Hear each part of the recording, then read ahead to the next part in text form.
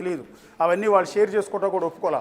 ఒక ఇంటర్వ్యూలో కూడా తన విడాకులకు సంబంధించి తాను ఎన్ని ఇబ్బందులు పడ్డాననే అంశాన్ని కూడా సమంత చెప్పే ప్రయత్నం కొంత చేసింది. పూర్తిగా రివీల్ చేయలేదు, కానీ కొన్ని ఇబ్బందులు పడ్డ వాస్తవం అని ఆవిడ చెప్పే ప్రయత్నం చేసింది. విడాకుల తర్వాత చాలా డిప్రెషన్లో కూడా వెళ్ళినట్టుగా ఆ తర్వాత ఆవిడ రిలీజ్ చేసిన వీడియోలు చూసినా మనకు స్పష్టంగా అర్థమవుతుంది. అనే 2-3 సినిమాలు కూడా చేసింది. ఆ సినిమాలు చేసిన సందర్భంలో ఆడియో ఫంక్షన్స్కి, సినిమా ప్రీ ప్రమోషన్ ఫంక్షన్స్ కూడా ఆవిడ అటెండ్ కాని పరిస్థితుల్లో కొన్ని వీడియోలు హాస్పిటల్ బెడ్ మీద నుంచి రిలీజ్ చేసింది. తనకు ఒక విచిత్రమైన వ్యాధి సోకిందని, తన శరీరం కనీసం కదలలేని స్థితిలోకి వచ్చేస్తుందని, తన స్కిన్ మీద రకరకాల సమస్యలు వచ్చాయంటూ ఆవిడ కొన్ని వీడియోలు కూడా రిలీజ్ చేసిన సందర్భంలో ఆవిడ తప్పుపట్టారు. కేవలం సినిమా ప్రమోషన్ కోసం మాత్రమే ఇలా అనారోగ్యంతో ఉన్నట్టుగా డ్రామాలు ఆడుతుంది అంటూ కొన్ని విమర్శలు ఆవిడ మీద చేశారు. సో ఇలా ఏంటంటే ఒక మహిళ రెండో పెళ్ళి, భర్తకు విడాకులు ఇచ్చి రెండో పెళ్ళి చేసుకుంటుంది అంటే ఆమెను తప్పుపట్టే సొసైటీలోనే ఉన్నాం, కానీ ఆవిడ ఎందుకు చేసుకుంటుంది ఏంటనేది ఎవరు కూడా ఆలోచించరు. ఇది ఆవిడ వ్యక్తిగతమైన స్వేచ్ఛ. అది భారతదేశంలో భారతీయ పౌరురాలిగా ఆవిడికి రాజ్యాంగం ప్రకారం ఆవిడ కొన్ని హక్కులు ఉంటాయి.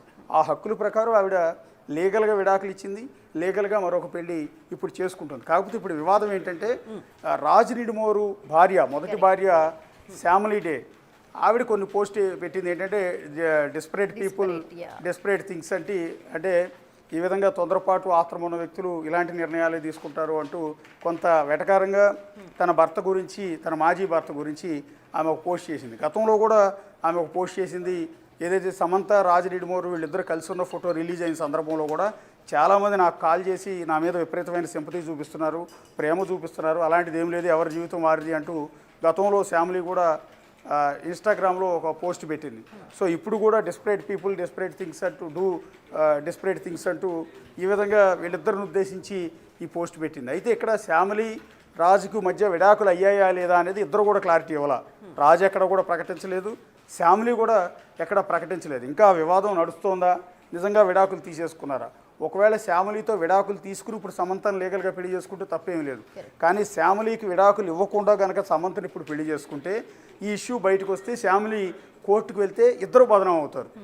సో ఇదంతా ఆలోచించే ఈ డెసిషన్ తీసుకున్నారా, పక్కాగా విడాకులు తీసుకున్న తర్వాత పెళ్లి చేసుకున్నారా అనేది పూర్తి స్థాయి క్లారిటీ లేదు.